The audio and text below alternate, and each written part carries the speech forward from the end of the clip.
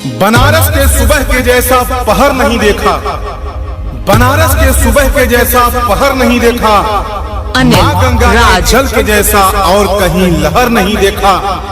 यूं तो मैं घूम आया सारी दुनिया, किंतु हे भोलेनाथ तेरे काशी के जैसा और कहीं शहर नहीं देखा।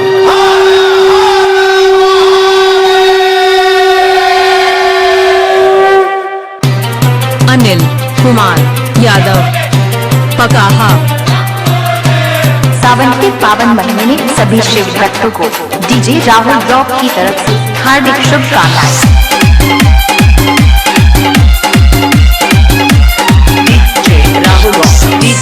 राहुल रॉक